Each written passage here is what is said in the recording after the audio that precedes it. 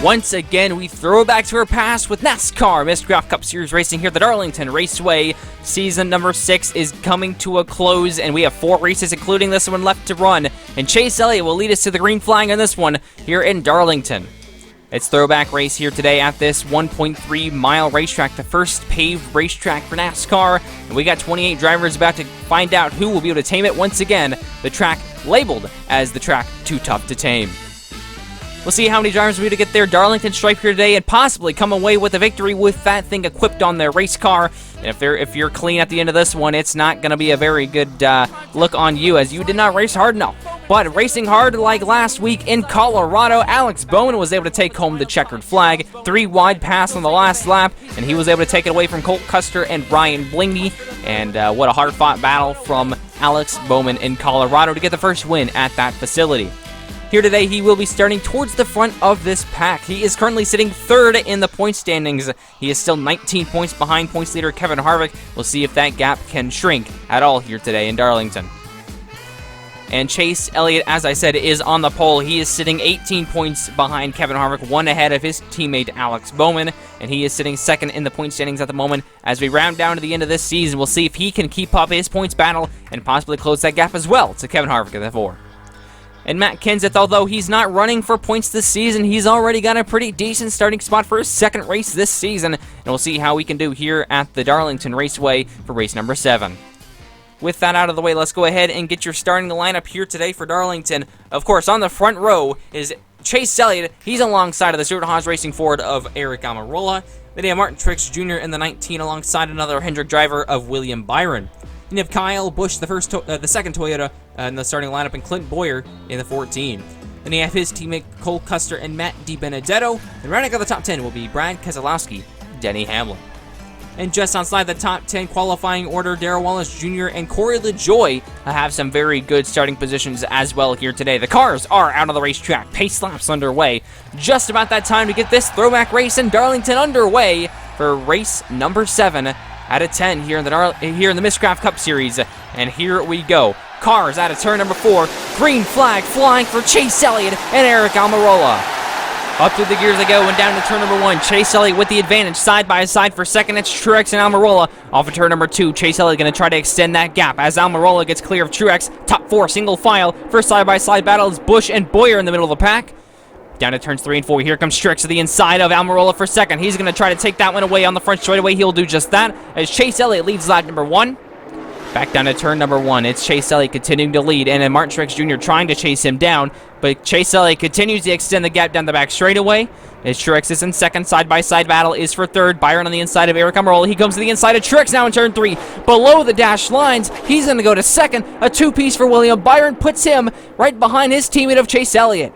Down to turn number 1, continuing to pull away still. Chase Elliott in the number 9 car, ahead of his Hendrick teammate of William Byron.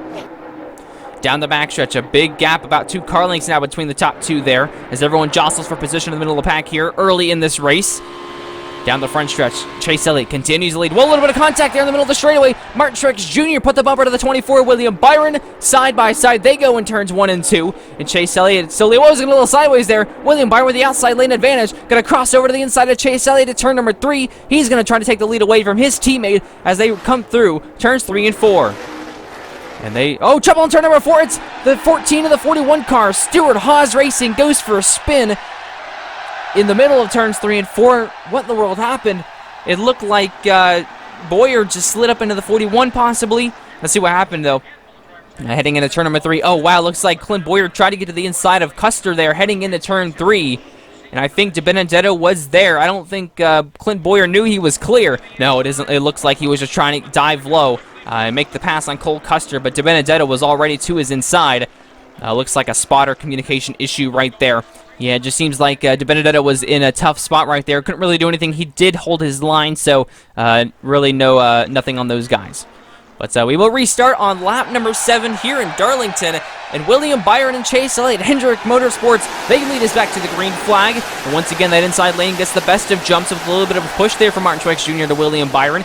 Down to turn number 1 and 2. Oh, it looks like Byron gets a little bit tight nearly into the wall. And here comes Trex to the lead now. And almost 3 wide now for second. And it's Hamlin to the inside of Almirola, who's to the inside of William Byron. And down to turn number 3. They're going to have to sort this out. 3 wide does not work in Darlington, but somehow they made it do. And down on the first straightaway, it looks like Almirola and Hamlin will follow into second and third as Martin Truex Jr. begins to run away with it here into turn number 1. Hamlin looks to the inside of Almirola. They're going to try to run down Truex and take over the lead here. But it looks like Denny Hamlin's going to slot in line behind Eric Almirola, and William Byron's going to be 4th now.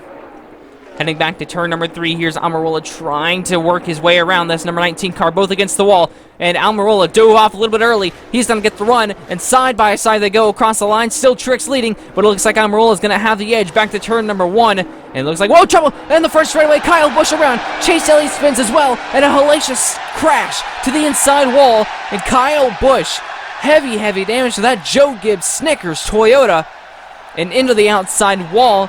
It looks like Chase Elliott will be able to continue. Let's see what happened here. Oh man, almost deja vu for a moment right there for some odd reason. I don't know what, but it looks like Chase Elliott misjudged the gap getting in behind Kyle Busch.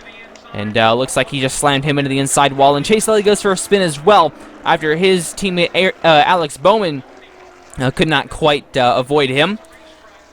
But it seems very familiar, this incident right here. Can't quite put my finger on it. But tough luck for the 18 Kyle Busch heading into turn number 1. Looks like Chase Elliott was just trying to get in line behind him and misjudged the gap there heading into turn number 1. Kyle Busch is our first DNF here today in Darlington. Chase Elliott can just put 4 fresh Goodyear tires on the race car and he should be able to continue. But this will mean we're going back green with 2 laps to go.